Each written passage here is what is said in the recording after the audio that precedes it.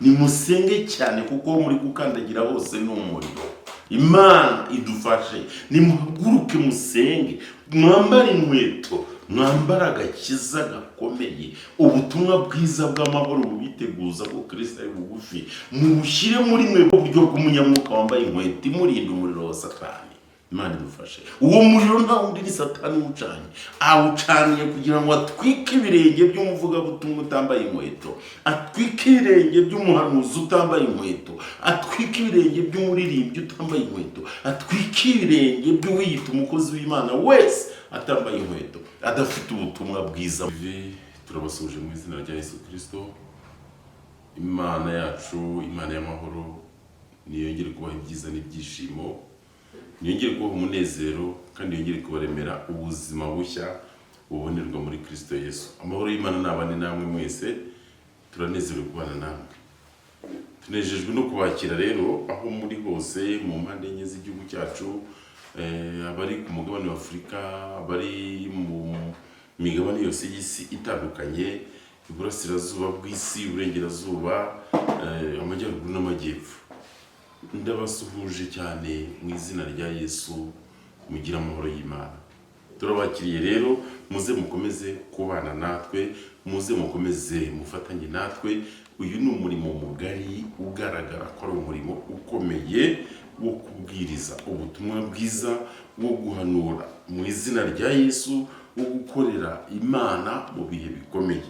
Ikiriho gusa mubimenye ko bitoroshye gukorera Imana muri ibi bihe, kuko Satani yazuye umugara, yakajije ubukana kandi yakajije ingamba kugira ngo arwanye intore z'Imana, arebe ko yagira icyo afatamo.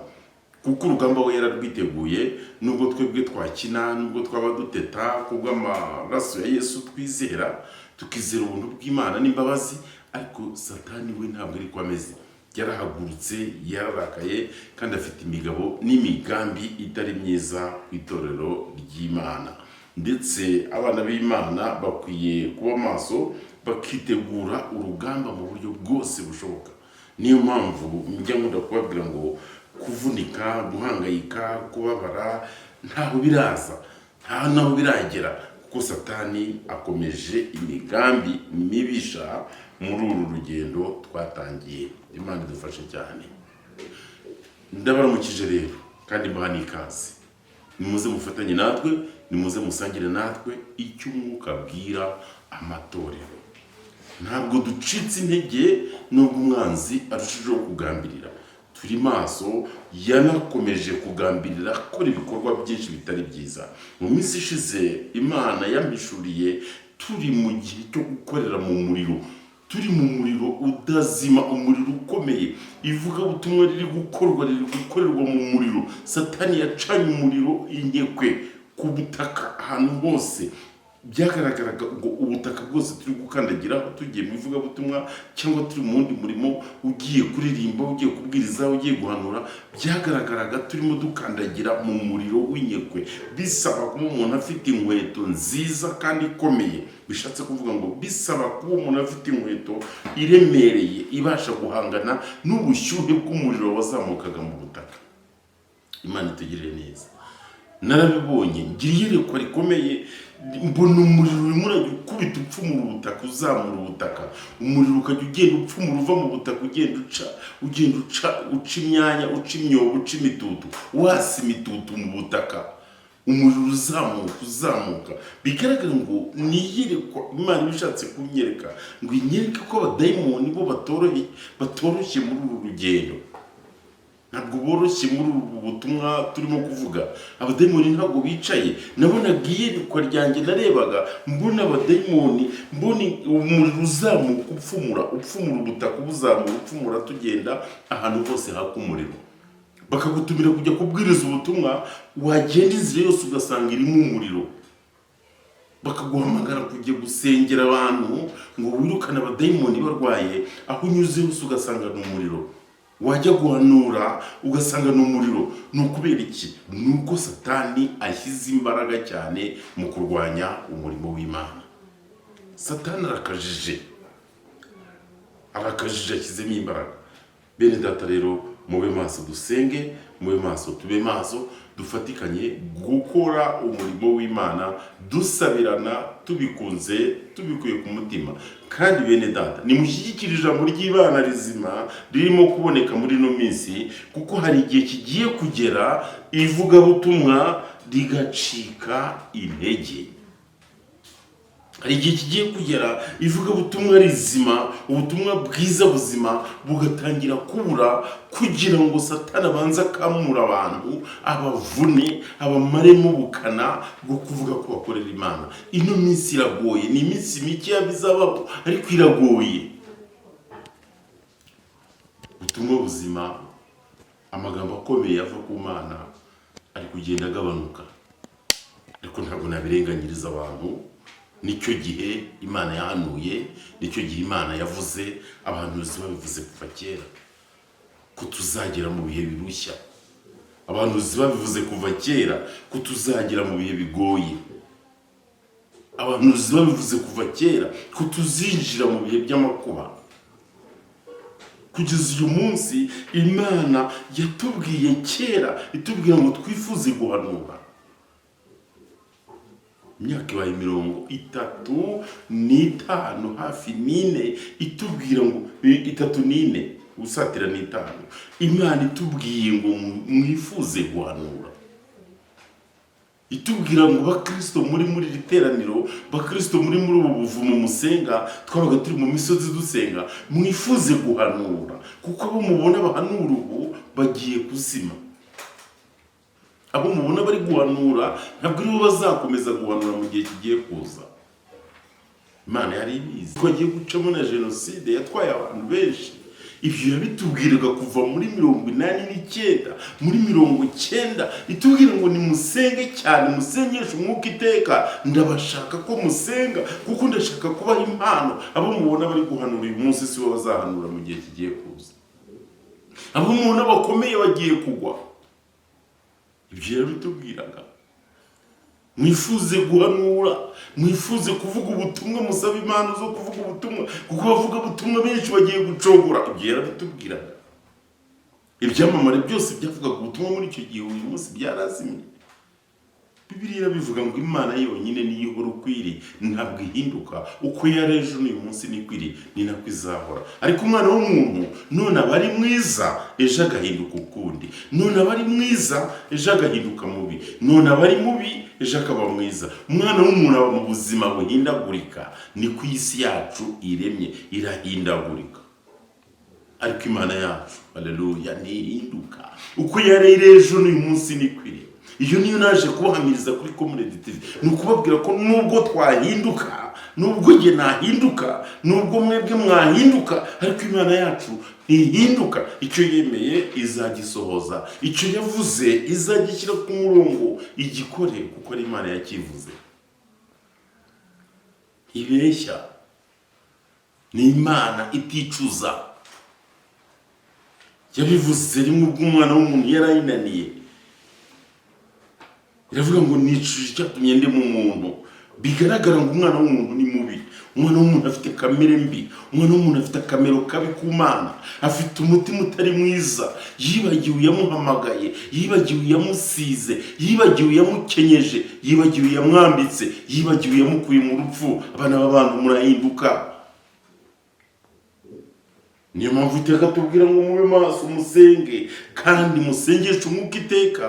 Nubwo benshi bagiye gucogora, ariko mwebwe nimushikame mukomere. Abanjye ndabazi, kandi abo nahamagariye kunkorera, muzakomeza munkorere, kuko ndi Imana yanyu kandi kumwe namwe. Nuko Uwiteka avuga, gukoresha agiye kubakoresha. Abakozi benshi basubiye inyuma, abandi bari gukora bihimbaza ngo babashe kumenywa, babashe kwamamara, babashe kubona indamu, babashe kubona ibibatunga. Ariko tujye dushima Imana niba dukora tudagamije inyungu, tutagamije indamu, tutagamije kwibeshaho gusa. Itorero ry'Imana ribaho, tugamije ko itorero rya Kristo ribaho, tugamije ko umurimo w'Imana utera imbere. Ibi ni ibintu nahatswe kubabwira ngo muri kuvuga ubutumwa mubuvugira mu muriro. Bavuga ubutumwa nimuhaguruke musenge, kuko ubutumwa muri kuvuga Satani ari guhagurutsa ingabo nyinshi zo kuburwanya. bavuga butumwa nimusenge, mwambare imbaraga, mwambare kwizera, kandi mwihane, kandi mwirinde ikibi cyose cyatuma mukorera indamu. Nimukorere ubutunzi buzasangwa mu gihugu cyo mu ijuru. Ubwo muzasanga imbere, ubwo twahamagariwe gukorera, ubwo twahamagariwe kuvuga, ni ubutumwa bwiza bw'amahoro bwiteguza abana b'Imana kugera mu ijuru, bwiteguza abana b'Imana ijuru. Ubwo nibwo wowe wahamagariwe gukora, nibwo wowe wahamagariwe kuvuga. Uti ndi umukozi w'Imana, uri umukozi w'Imana, kandi ibihembo byawe byose birangiriye mu isi. Ushaka ibihembo ukiri ku butaka, uracyarwana ushaka ibihembo, uracyaburana imishahara n'ibihembo, uracyarwana ushaka inyungu, uracyahuguza abantu benshi ngo ubone inyungu, uracyahuguza abantu benshi, uracyaniga kandi ukagambanira benshi ngo ubone inyungu mu murimo uri gukora. Kandi ivuga butumwa ntabwo riva ku munwa, ku rurimi rwawe uri gukorera Imana. Ntabwo bikwiye, ntabwo bikwiye. Mureke dukosora imigendere yacu dufite, kuko Imana yaduhamagariye mu kuyikorera, kandi tukayikorera tubikuye ku mutima. Nkiri muto nge nabyirutse mbona ivugabutumwa rikorwa, twitwa abavugabutumwa b'ubushake, abavolonteri, abavugabutumwa badakoreshwa ku gahato, abavugabutumwa badakoreshwa bakurikije inyungu, abavugabutumwa bakora batagamije inyungu, batagamije umushahara, batagamije gusaba amaturo, batagamije gusaba icyacumi, batagamije gusaba igitambo runaka. N'uwo murimo ubundi twari twarahamagariwe, ariko bavuga butumwa barabuze. Ubuvuzi uyu munsi akabona bigenze neza, aratega ati inkunga. Umuvuzi uyu munsi akabona burashobotse, aratambikamo ibigeragezo kugira ngo afashwe. Hari naho abantu benshi barimo kugwa. Umuntu yaba arwaye yavuga ati ndarwaye ni mu ntabare, bakavuga ngo ni planka, ngo kugira ngo agire ibyo abona bimutunga. Kubera iki? Abantu benshi bafashe gufata umurimo w'Imana bawugira inyungu zabo, bawugira ibibazanira inyungu gusa. Ariko ubundi Imana warayikoreraga, ukayikorera utagamije igihembo, ukayikorera utagamije inyungu. Imana ikihesha icyubahiro mu murimo wayo, igakora, ikigaragaza, ikihesha icyubahiro. Utimba nyeneye agateke ko gukorera Imana. Nta mukozi wigeze akorera Imana n'umunsi n'umwe ngo abure itike niyo atayisaba. Imana yarapangaga urugendo ikarutegura, umuvugabutumwa akajya kuvuga ubutumwa kandi neza. Upfa kuba ufite ubuhamya bwiza, upfa kuba ufite amagambo meza y'Imana, upfa kuba ufite amagambo y'ihumure, Imana ibona kuri bugire inyungu mu murimo ugiye gukora ahantu runaka ugiye kubwiriza. Upfa kuba ufite ubuhanuzi buzima buva ku Mana, Imana iri burebe ikabona ko ubuhanuzi bwawe ari ubwo yaguhaye, ikavuga iti umukozi wanjye ndamutumye, kandi mutumye nta tike afite. Umukozi wanjye ndamutumye, kandi mutumye nta mafaranga afite mu rugo. Umukozi wanjye ndamutumye, mutumye nta muceri uri mu rugo. Ngomba kugira icyo nkora nkamukorera igitangaza. Yagenda nawe akambona ko ndi Imana. Wageraga ku muhanda ugasanga imodoka, wagaruka mu rugo ugasanga umufuko w'umuceri wahageze. Kuko Imana iteza amapfa, iteza n'abo bahahira. Kandi Imana ni inyamahoro kandi ni inyamugisha, iraguhahira urugo ikarutunga, kandi ikarutunga ukiranutse ukorera Imana. Niho Dawidi yavuze ngo nabera sindumva umukozi w'Imana akena, sindumva umukozi w'Imana akena, sindumva umukozi w'Imana usabiriza. Niho Dawidi yabivugiraga nta handi. Nuko azi ko umuntu ufite ibyiringiro bizima biva ku Mana adasaba. Nuko azi ko umuntu ufite ibyiringiro bizima biva ku Mana nta munsi n'umwe ushobora gusanga asabiriza. Ahubwo umukozi w'Imana ufite ibyiringiro, Imana imukorera igitangaza mu gihe gikwiye. Ishobora kuguha ikiraka gikomeye ukagikora, ukabaho igihe kinini utarongera kubona ikindi, ukagira ngo nuko akazi idashaka kukaguha. Irabishaka, ariko yamaze kubona ko inyungu mu murimo wayo niho hagutse, ikavuga iti reka muhe ibi kugira ngo abashe gukora ibi. Nubwo turi mu bihe bigoye, ikabiguha ugakora, ukabona ubwizigame bukazongera gushira umaze igihe uyikorera. Yarangiza kubona ko urangije byose, ikongera ukaguha ibindi. Niko Imana ikora. Kuko mu kibo cy'umupfakazi wagaburiye Eliya, Bibiliya iratubwira ngo ntiyigeze haburamo ifu. Bibiliya iratubwira ngo umupfakazi yatetse ako gafu k'umunsi umwe kari gasigaye we n'umwana. Bibiliya iratubwira ngo amavuta yari asigayemo mu mperezo yari ay'uwo munsi, ariko biba ngombwa ko atekera umukozi w'Imana Eliya wari ushoje nk'umuhanuzi. Amaze kugaburirwa Eliya haza aramubwira ati, mukecuru gira umugisha, mubyeyi gira amahoro, kubera ko ufunguriye umukozi w'Imana, kubera ko ufunguriye umuhanuzi w'Imana, kubera ko ufunguriye umwana w'Imana. Gira amahoro, kandi amavuta ntakabure mu mperezo yawe. Haleluya. Gira amahoro, kandi umutsima, ifu ntikabure mu kibo cyawe.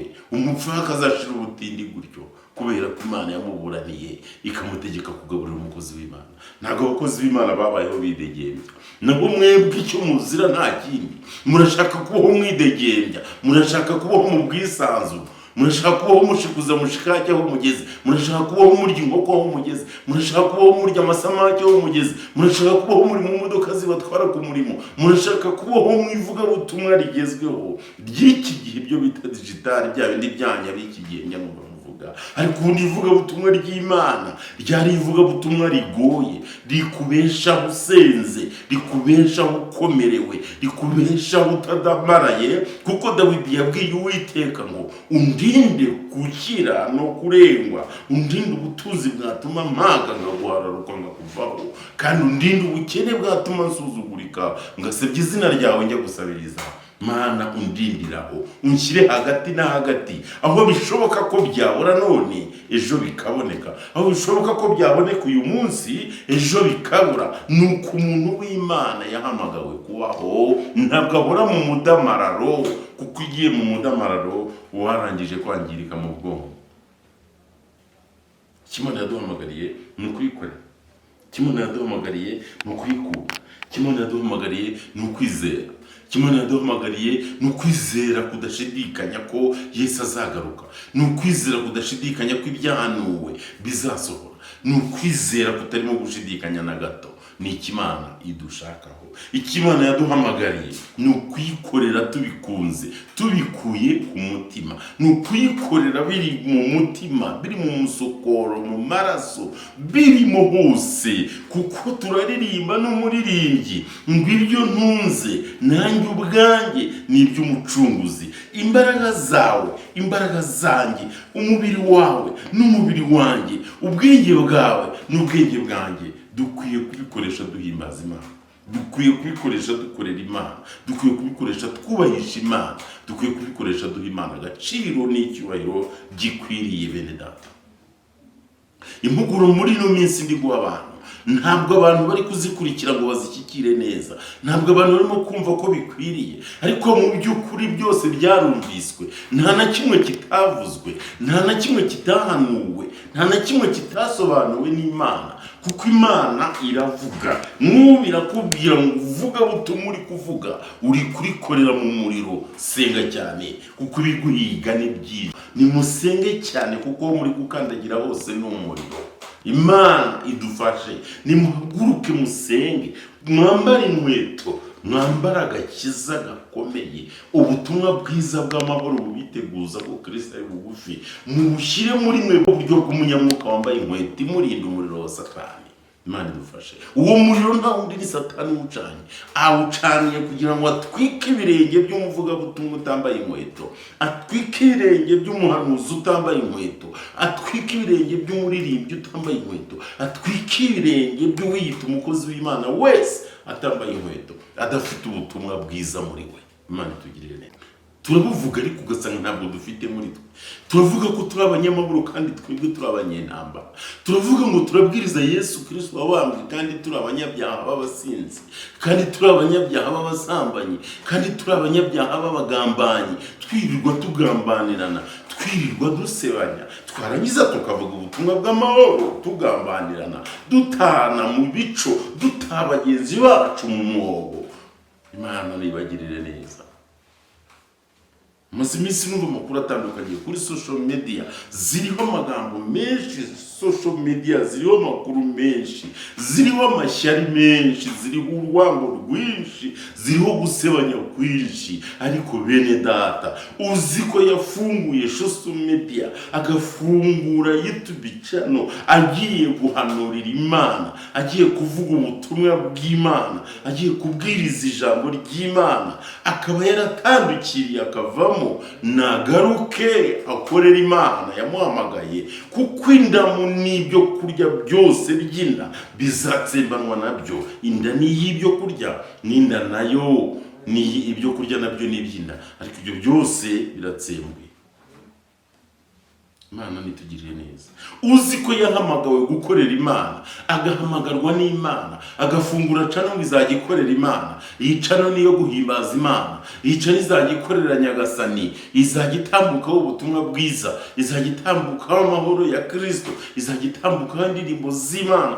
Icyo gihe ukaba umaze kubihinduramo ibindi, ukaba umaze kubivangavanga, ikaba yarabaye cano yo kwirirwa usebanya, ikaba yarabaye cano yo kwirirwa ugambanira, umenye ngo akaga karakwakiye, karatsi wawe, kuko umuriro urimo uraka ahantu hose, kandi ugiye gutwika inkozi z'ibibi zidafite Kristo nk'umwami n'umukiza. Umuriro Satani acanye ugiye kurimbura abanyabyaha bose babeshya bari mu murimo w'Imana.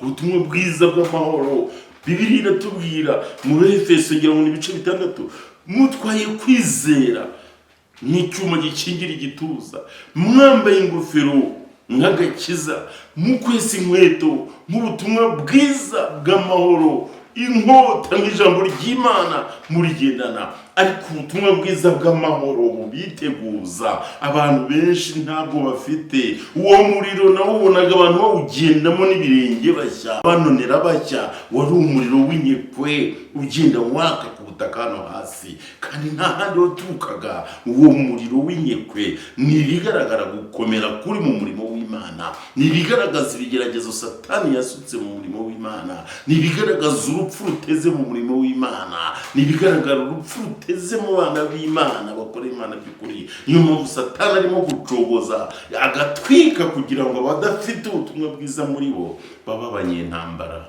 baba abanyabyaha by'ukuri, bagwire rimwe bave mu nzira, banonagire kuko bahiye. Nta butumwa bwiza muri bo bari bafite, kuko inkweto n'ikisobanura ni ubutumwa. Byasabaga rero guca muri uwo muriro ugiye gukorera Imana, kuba ufite inkweto nziza ikomeye. Niba ni inkweto iremereye ite, ariko nabonaga ukwesa inkweto nziza atambuka akajya gukorera Imana. Hagiye kuba igipimo gipima abakozi b'Imana rwose. Mukenyere dupimwe, turi mu bihe bigoye. Mukenyere Satani atuzunguze, ni mukenyere Satani aducurange, kuko agiye kuducuragiza hirya no hino. Ariko icyo adashaka ni uko ubutumwa bwiza bw'amahoro bukomeza kwamamara. Ariko Yesu yaranesheje, Yesu yaratsinze. Ubutumwa tuzabuvuga kugera ku ndunduro y'ijambo. Yesu nabamugisha cyane. Ngibyo rero byo nabasabaga, bakozi b'Imana, muzirikane ko Satani acanye umuriro mu nzira yose mucamo. Nta mahoro ari mu nzira munyuramo, nta mahoro ari mu ivugabutumwa mucamo. Hose Satani yarugariye, yaracanye afite ingabo, yaracanye zarahagurutse. Satani yaracanye, abadayimoni bafite ubukana, barashaka kurwanya ijambo ry'Imana neza. Satani yaracanye ngo arwanye abakozi b'Imana. Usenga Imana by'ukuri azanesha, usenga Imana by'ukuri azatabarwa, usenga Imana by'ukuri azarindirwa mu buntu bw'Imana. Imana itugirire neza, Imana nidufashe. Ntabwo ari byinshi byo kuvuga uyu munsi, ntabwo ari ibintu birebire byo kuvuga hano, nuko nifuzaga kubahugura. Bibiliya ivuga ngo ibisigaye mukomerere mu mwami. Uwo ni Pawulo wabivugaga, ngo ibisigaye mukomerere mu mwami no mu mbaraga z'ubushobozi bwe bwinshi. Haleluya. Ntacyo mutumvise, ntacyo mutabwiwe, ntacyo mutasobanuriwe. Ibisigaye mukomerere mu mwami, mutazatungurwa mudakomereye muri Kristo, mutazatungurwa mudakomereye mu mbaraga z'ubushobozi bwe bwinshi. Ibihe tugezemo ni ibihe birimo gusaba ubwenge, ni ibihe amatorero menshi ategereje n'amatsiko kuzahishurwa kw'abana b'Imana. Ni ibihe byaremwe byinshi bitegereje n'amatsiko kuzahishurwa kw'abana b'Imana. Ibihe tugezemo biragoye cyane kubisobanurira buri wese ko bigoye, ariko ubutumwa bwiza Satani ashaka ubuzimya. Ariko Yesu nawe agira ati igihe kiza kiraje mbane namwe, unesha azaragwa byose, unesha azamugira inkingi yo mu rusengero rw'Imana ye. Yesu nashimwe cyane. Haleluya. Nguwo Yesu Kristo umwami wawe arasaba ngo mube maso musenge. Baririmbyi muri kuririmbira mu muriro, murimo murahagarara mu muriro. Ivuga butumwa mukora ryo kuririmba ni mu muriro, ni mu ntambara n'ibigeragezo gusa. Ntakora hari kibaho yuzuye umwuka wera ngo mvi nezerewe. Irame ukwezi kumwe amezi abiri atatu ikiri mu mbaraga. Satani arayataka akayicana mu muriro, akayicana mu amacakubiri, akayicana mu muriro w'inkekwe. Urwango rukazamuka, ibyaha bikazamuka, ubusambanyi bukiyongera, urwango rukavuga, amavangura akinjiramo, ibitutsi bikazamo, gusebanya bikazamo, gupingana bikazamo, ubwibone bukazamo, maze umurimo ukagenda ukavurungana. Ariko icyo umwuka w'Imana yambwiye kukubwira muririmbyi, menya kuri kuririmbira mu muriro.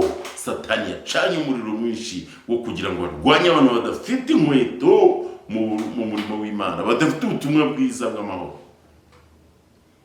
Abanyentambara bari gukora bikabahira, abanyentambara baracuruza bagakira, abanyentambara bafite amagambo mabi yica, barimo bararangura bakunguka, barimo gukora imirimo yose ukabona irabahiriye. Kubera iki? Sekibi arimo arabagabira, Sekibi arimo arabegera, abereka ko ari amahoro imbere, abereka ko kurimbuka ntacyo kuvuze, abereka ko imbere nta kibazo kiriho na kimwe ku bana b'Imana, abereka ko ijuru bazarikandagiramo kandi yabahaye ubugingo. Nuko ariko abana b'Imana barageragejwe cyane. Ararangura agahomba, aratsa moto bukira twaye abantu 4, aragenda n'imodoka agakata gatatu, akagera ikigaragaruka Kayonza, akagenda Nyagatare, akazenguruka umunsi ukira Vereso matara yibona. Abana b'Imana bari mu bihe bigerageje bikomeye kandi bigoye, ariko mumenye ngo muri gukorera mu muriro, kuko Satani yawucanye ahantu hose ngo ababaza abana b'Imana nibiba ngombwa banamuke bicare bavuga bati ni hahandi Imana itadufasha yaribagiwe, ni hahandi Imana itadufasha ntikibaho, ni hahandi Imana itaduhumuriza ntabwo ikiri Imana. Ariko Imana izahora ari Imana, ntabwo ihinduka. Iyo Imana yahindukaga yari kurengera Yohana Umubatiza umunsi we wo gupfa. Iyo Imana ihindagurika, iyo Imana igira amarangamutima, ntabwo Yohana yari kugeza igihe cyo gupfa n'igihe yari amaze avuga ubutumwa bwiza agacibwa igihanga. Imana ibashije guhindagurika, ntabwo Petero yari kubambwa ngo bamucurike bamubambe. Imana yabihindagurika yari kugirira impuhwe Stefano, ntabwo bari kumwicisha amabuye.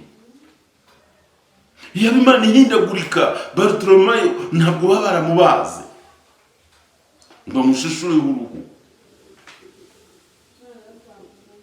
Imana ntihinduka. Iyo Imana ihinduka, umunsi Yesu avuga ngo Mana niba bishoboka iki gikombe kindege, umutima urakunze, umubiri ufite intege nke, yari kumurengera ikamuha ingabo igatabara ikavuga uti umwana wanjye natabarwe, ziriya mbesire zizapfe, n'ubundi nizo yapfiraga nizo zigiye kumwica.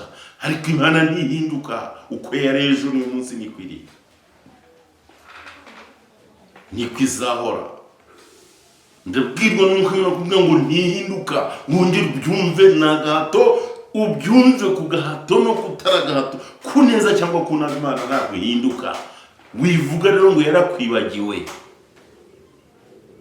ku neza ku nabi Imana ntabwo ijya yivuguruza. Keretse uhinduye imigambi mibi yawe, keretse uhinduye imigendere yawe itari myiza, ugafata ibihe byiza, ugatekereza neza, ukagarura umutima ukunze no gukunda Imana. Imana yahinduka ikubwirikana, mugiriye neza, nzabana nawe maze. Imana tugirire neza. Ntabwo Imana ihindagurika. Imana uko yari ejo n'uyu munsi nikwiriye. Niyo mpamvu ishaka ko duhinduka mu ntekerezo zacu, tukamenya aho turi gukorera. Bavuga butumwa muri gukorera mu muriro, buno ubutumwa bwanyu mumenye ngo umurimo muri uraremereye, murasabwa kuvuga ubutumwa buri mu mitima bubarimo, mubikuye ku mutima hahandi mu nkengero no mu nguni z'umutima, wizera kandi ukiranuka, wirinda kandi wirinda ikibi, maze usohora ibisohoka mu kanwa kawe bikize benshi. Kuko Yesu yabibwiye abigishwa ngo nimunyizera imigezi y'amazi y'ubugingo izatemba iva mu nda yanyu ikwire hose kandi ikize benshi. Nimwizera abavuga butumwa muzakora nubwo turi mu bihe biruhije, kandi ibyo muhamya bizahindura benshi, kandi ibyo muvuga bizakiza benshi. Kuko nibabona imirimo yanyu myiza bazahera ko bahimbaza So mu ijuru. Ariko imirimo myiza irabuze, imirimo myiza irashize, imirimo myiza irarangiye, kandi iki ni igihe cyasabaga ngo imirimo myiza iboneke. Cyari igihe cyo gukora imirimo myiza, ariko igitangaje kibaye igihe cyo gukora imirimo mibi. Cyari igihe cyo gukora ibikorwa bizima, none igitangaje Imana nuko mubaye abinjira mu gihe cyo gukora ibikorwa bibi. Cyari igihe cyo kugira urukundo rwinshi, cyari igihe cyo kongera imbaraga z'urukundo, cyari igihe cyo gukunda mugenzi wawe nk'uko wikunda, cyane ko turi mu bihe bigoye, birimo amapfa hamwe na hamwe, birimo amapfa hato na hato, birimo indwara hato na hato, birimo intambara hamwe na hamwe. Byari ibihe biruhije bisaba kongera urukundo ugakunda mwene so. Ariko Imana ikibabaje nuko bibaye ibihe biruhije birimo kugaragaza ko urwango rwawe rurimo kwiyongera, aho kugira ngo wongere imbaraga z'igipimo cy'Imana, uzamura Imana mu bugingo bwawe. Niki gisaba rero ko duhinduka, nicyo gitangaje Imana. Kubera icyo abantu basubiye inyuma, kubera icyo kugira ngo abantu bongere urukundo aribwo barimo kongera urwango. Bibiliya bitubwira ko mu bihe by'imperuka hazaba ibihe birushya, ko abantu bazaba bikunda badakunda n'ababo. Ariko se urikunda ngo bizarangire bite? Ntabwo wikunda ngo bizakubuze gupfa. Umunsi wawe nugera Uwiteka azagusezerera, azaguhamagara mu bapfuye, uzagenda, tuzatabara tugushyingure. Umunsi wanjye nugera azampamagara mu bapfuye, nta kizahinduka, muzatabara muze mumperekeze munshyingure. Umunsi wuriya nugera, aba ukomeye cyangwa woroheje, nugera nta kizahinduka. Hari iherezo ry'ubu buzima turimo, nubwo murimo gukunda ibibi, ariko ibi ntacyo bimaze. Bakozi b'Imana, nimukorere mu mwuka kandi mwambare inkweto nk'ubutumwa bwiza bw'amahoro bubiteguza. Nimwambare ubutumwa bwiza bw'amahoro bene data. Ese murangira iki ubutumwa bw'amahoro? Kuki mwanga ubutumwa buhindura imitima y'abantu? Kuki mudashaka ijambo rihindura? Mwegera abantu mubereka urukundo, mwegera abantu mubereka amahoro, mwibereka amacakubiri no guhemuka, mwibereka kugambanira na mwirwamo ku social media. Uzi ko yashinze channel yo gukorera Imana akaba yarahinduye channel yo gusebanya. Uwiteka araje bareba n'amaso ku maso baganire, sinzi icyo azamusobanurira. Icyozi cyo nuko igihe cyo gutembera nakomeje kubabwira, Imana yambwiye ikigeze kubatemberera ikabasura, ikababera umushyitsi. Kirageze, kirasohoye. Mukwete inkweto nk'ubutumwa bwiza bw'amahoro bubitegura. Mukwete inkweto nk'ubutumwa bwiza bw'urukundo bubiteguza. Nimwambare, mukwete, mukomere, kandi mwambare urukundo rw'Imana. Nicyo kintu Imana yantegetse kubabwira. Nimwongere urukundo kurusha ibindi, mwongere imbaraga z'urukundo kurusha ibindi. Bubi na bwiza ku gahato, Imana irashaka ko mwongera urukundo. Mutabishaka, mubishaka, urukundo nirwo rugiye kubatsindisha cyangwa rukabatsindishiriza. Imana ibagire neza, Imana ibamugisha, kandi Imana ibakomeze. Mana yera y'ukuri, Mana yera yo kwizerwa no kwiringirwa, ndagushimira ubuntu bwawe n'urukundo n'imbabazi. Ndagushimira ko ari itangiriro n'iherezo. Ndagushimira ko byose byaremwe nawe, natwe twaremwe nawe. Mu murimo uragira uti, ibihe birakomeye, turi gukorera mu itanura ry'umuriro Satani yacanye, ariko uzakweta inkweto neza agakomeza azatambuka. Uzambara icyuma gikingira igituza nko kwizera azatambuka. Uzambara ingofero nk'ingofero ikingira imyambi y'umubisha mu ruhanga azakomera, kuko Uwiteka Nyiringabo adahinduka. Icyo twumvise nuko udahinduka, uko wari ejo n'uyu munsi ni kuri. Fasha abantu bawe, fasha ubwoko bwawe, kandi bwose ubukize mu izina rya Yesu Kristo. Amen.